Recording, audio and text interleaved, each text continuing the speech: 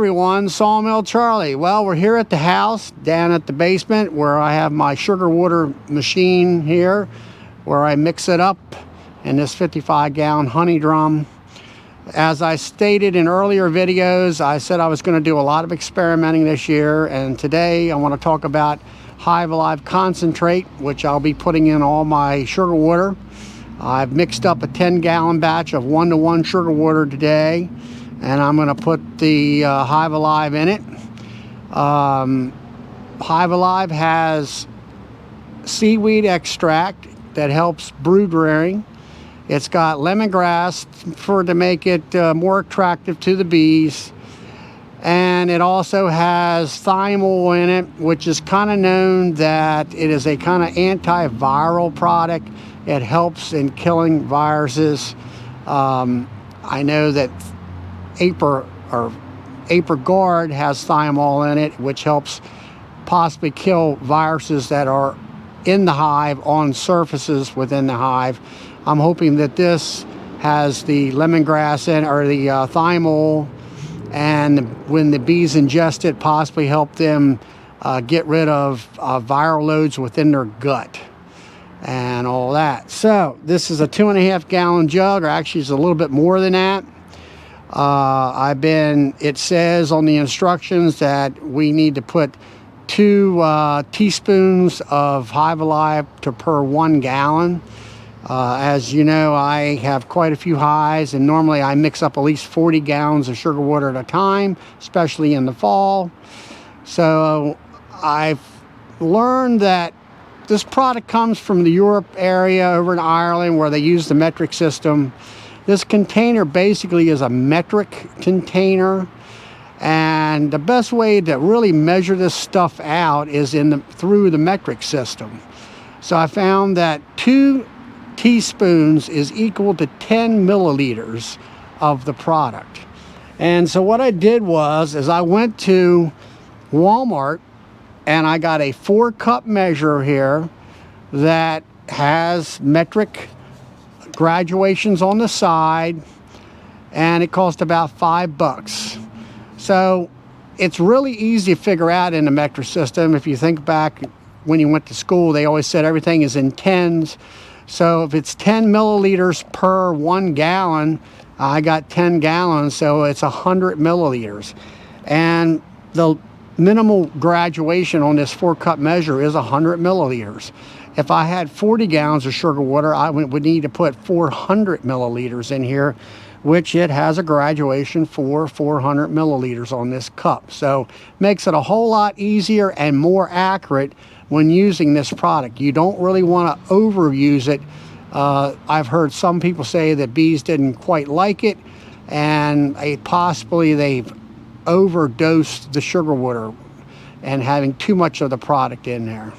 So I'm going to go ahead and get set up here and get this cup filled with 100 milliliters of this product, and then we'll go ahead and pour it in and do some mixing. So I'll be right back. All right, everyone, I've got my cup filled to 100 grams, or milliliters actually, and that'll do 10 gallons of sugar water. I'm going to go ahead and pour it in my sugar water here.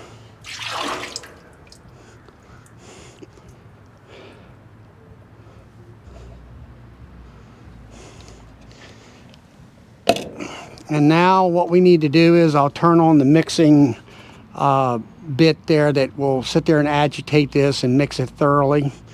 Another thing before we turn that on is that I've been using quart jars with these jar lids for feeding bees. They got the small little holes in them.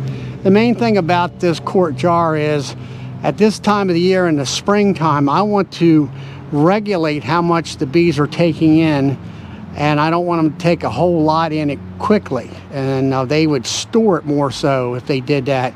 The way this will work is, number one, I'll know exactly how much they're going to get in the spring just before the nectar flow. They will take it in slow enough that they will utilize it in feeding themselves and feeding the brood. I want to see brood in the larvae stage nice and milky juicy looking. That shows me that there's a lot of good nutrition in the hive when it's like that. Something that you might want to watch, especially in the middle of the summertime when the nectar flow is over with. Your brood will get to the point where there's hardly any jelly in the cells where the larvae is laying in there. That's showing you that there's just not enough nutrition coming in. They're minimizing the amount of nutrition that young larvae has to grow in. So if you can feed at that time with some sugar water, especially 1-to-1 at that time, that will increase brood production and give a higher nutrition for those new bees that are coming along. So let's go ahead and turn this mixer on.